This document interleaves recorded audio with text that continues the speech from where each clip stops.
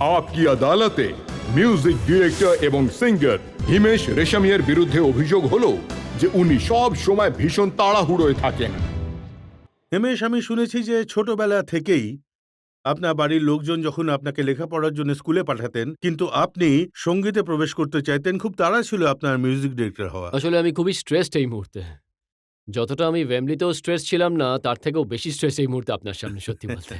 আর আপনার স্ট্রেস কমানোর জন্য কি আমি কি প্রশ্নটা আরেকবার হ্যাঁ, করব? বলুন। দেখুন, 13 বছর বয়সের বাচ্চারা হেসে খেলে বেড়ায়, হ্যাঁ। আর আপনি ওই বয়সে মিউজিক ডিরেক্টর হতে চাইছিলেন। আম সত্যি কথা বলতে আসলে আ আমি সঙ্গীত নিয়ে কিছু একটা করতে চাইছিলাম। আর আমার বাবা আমাকে ভীষণ সমর্থনও করেছিলেন ব্যাপারটা নিয়ে।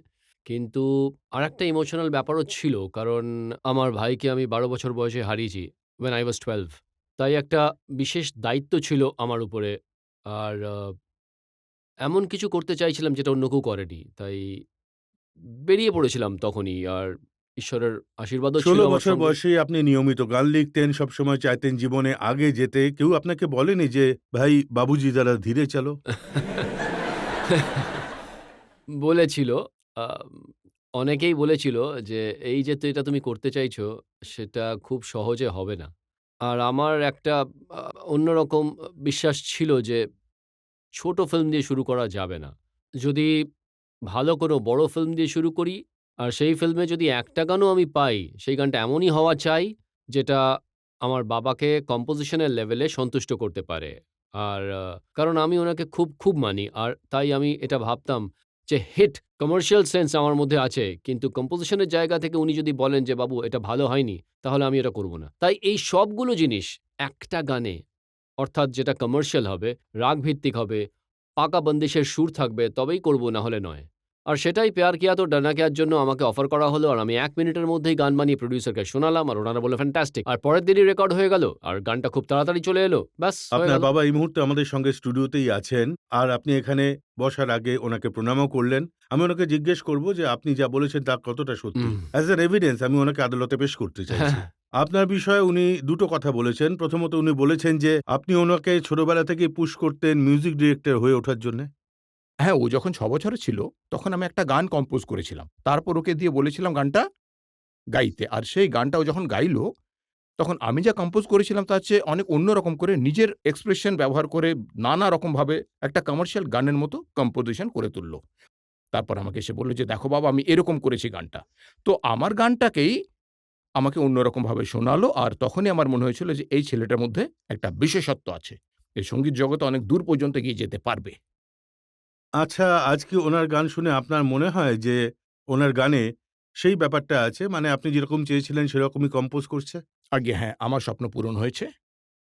ওর মধ্যে যে দক্ষতা আছে, সেটা খুব কম মানুষের মধ্যেই দেখা যায়। ঈশ্বরের আশীর্বাদ পুরোটাই। আর সত্যি কথা বলতে আমি যতটা শিখেছি সেটা ছাড়িয়েও আরো অনেক উপরে উঠেছে ও। যেমন ছেলে বাপকে ছাড়িয়ে যায়। অনেকেই এখানে আছেন যারা হয়তো এখনো জানেন না যে আপনিও মিউজিক কম্পোজ করতেন এবং আপনি সিনথেসাইজার এমন বাজাতেন, শুধু বাজাতেন তাই নয়, ফিল্ম ইন্ডাস্ট্রিতে আপনার মতো সিনথেসাইজার কেউ বাজাতে পারত না। আপনি এই ট্রেন্ডটাকে ইন্ট্রোডিউস ঠিকই করেছিলেন। বলেছেন। আমি ইলেকট্রনিক কিবোর্ড ইন্সট্রুমেন্ট এই ইন্ডাস্ট্রিতে ১ম এ নিয়ে তো আসি। আমি কি একবার আপনাকে আমন্ত্রণ জানাতে পারি যে আপনি কিবোর্ড বাজাবেন আর হিমেশ গাইবে? অবশ্যই।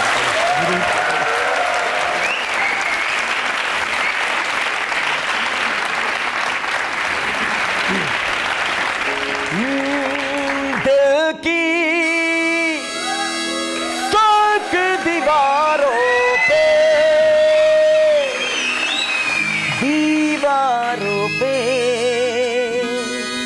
नाम है तेरा तेरा नाम है तेरा तेरा नाम है तेरा तेरा नाम है तेरा तेरा नाम है तेरा तेरा नाम है तेरा तेरा दिल की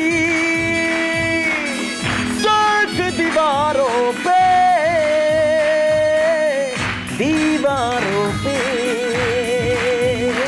नाम है तेरा तेरा नाम है तेरा तेरा नाम है तेरा तेरा नाम है तेरा तेरा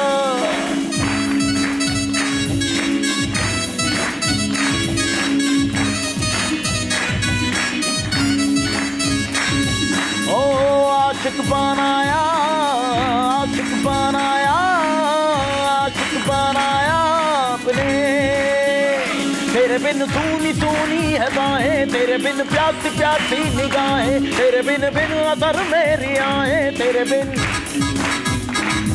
बिन लम्हा लम्हा सताए तेरे बिन बेकरारी जलाए तेरे बिन चैन मुझको ना आए तेरे बिन ओ आशिक बनाया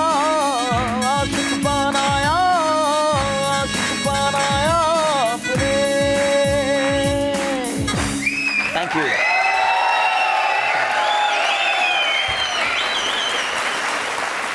আপনি খুব ভালো গেয়েছেন হিমেশ, কিন্তু একটা প্রশ্ন যেটা সবাই করতে চায়, হুম। বারবার করতে চায় কিন্তু কখনো করে না, সেই প্রশ্নটা আমি করছি। আপনি নাকে সুরে কেন গান করেন?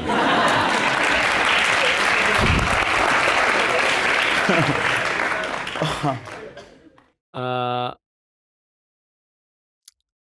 এর কি জবাব দিই?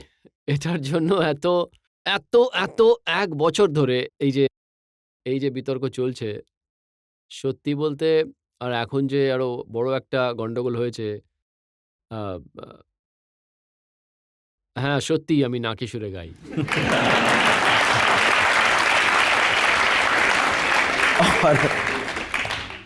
और I am not ashamed of it, I am proud of it. আর এবার যা করার করে নাও ব্যাস। যা করতে পারো করে নাও।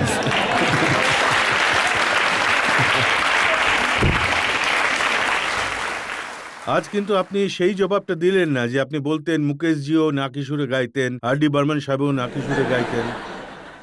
আ এত গালাগালি খেয়েছি এই নিয়ে। কিন্তু সত্যি কথা বলতে আমি মুকেশজিকে, নুসরত ফতেহ আলী খান, আর ডি বর্মন সাহেবকে সত্যিই আমার আদর্শ বলে মনে করি, ওনাদের পুজো করি। আর আমি ওইভাবে কিন্তু কথাটা কিছু মিন করিনি। আর আমি হাই স্পিড সুরের কথা বলেছিলাম। কিছু, কিছু সুর থাকে এরকম, কিছু, কিছু নোট থাকে যেগুলো মানে সুরে লেগে যায়। কিন্তু এখন কান ধরে বলছি যে জীবনে কারোর নাম মুখে আনবো না। কারোর নাম কখনো নেব না। কারণ কখন কিভাবে সেটার ভুল ব্যাখ্যা হয়ে যায়, আর আমার সঙ্গে এটাই হয়েছে বারবার। জানি না কেন হয়েছে কিন্তু হয়েছে এরকম। আর সেটা নিয়ে তো এত কন্ট্রোভার্সি হয়ে গেল যে কিছু আর বলার নেই। আর আশাজিও খুব রেগে গেছিলেন। আচ্ছা, এটা বলুন যে আশাজি যখন বললেন যে হিমেশ যখন এটা বলেছেন আর ডি বর্মন সম্পর্কে, তখন তাকে একটা থাপ্পড় মারা উচিত। তো সেই থাপ্পড় কি আপনার গাল অব্দি পৌঁছেছিল? না, আ সত্যিই আমি ইমোশনালি খুবই কষ্ট পেয়েছিলাম যে আমি এই ভুলটা কি করে করলাম। আমার অন্তর থেকে খুব খারাপ লাগছিল। আর আমি সব জায়গায় এটাই বলতে চেষ্টা করেছিলাম যে, "I am really sorry Ashaji, forgive me." আর আপনি ছোট ভেবে আমাকে ক্ষমা করে দিন। কারণ ওটা আমি মিন করতে চাইনি। আর আমি এটা অন্য ইন্টারভিউতেও বলেছি যে আমি লক্ষ্মীকান্ত প্যারেলাল জি এবং আর ডি বর্মন জির থেকে খুব ইন্সপায়ার্ড। আর আমার বাবা-মা আমাকে সেই শিক্ষা দিয়েছেন যে আ বা কোনো বয়োজ্যেষ্ঠদের মানে মানে সিনিয়রদের সম্মান দিতে পারবো না এমন মানুষ আমি নই। আর সেই কারণে যদি আ উনাদের একদিনের জন্যও এটা শুনতে হয় যে আপনার ছেলের এরকম বলল, তাহলে আমি সেটা নিতে পারব না। I am sorry. তো এখন আমরা কি এটাই মেনে নেব যে ১ম বার আপনি সবার সামনে স্বীকার করলেন যে আপনি নাকে সুরেই গান হু, হু। আর নাকে সুরেই গাইতে থাকবেন? ओके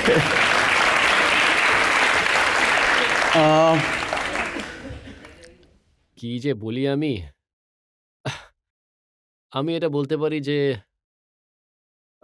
হ্যাঁ, আমি নাকি সুরে গাই। আমি সত্যিই বুঝতে পারছি না কি বলব। কারণ না হলে আবার এখান থেকেই কোনো কন্ট্রোভার্সি শুরু হয়ে যাবে। যদি আমি বলি যে না আমি করি না, যে এটা ওটা সেটা, তাহলে আবার কোনো সূত্র ধরে কন্ট্রোভার্সি শুরু হয়ে যাবে। এইজন্য সেফ আমি নাকি সুরে গাই।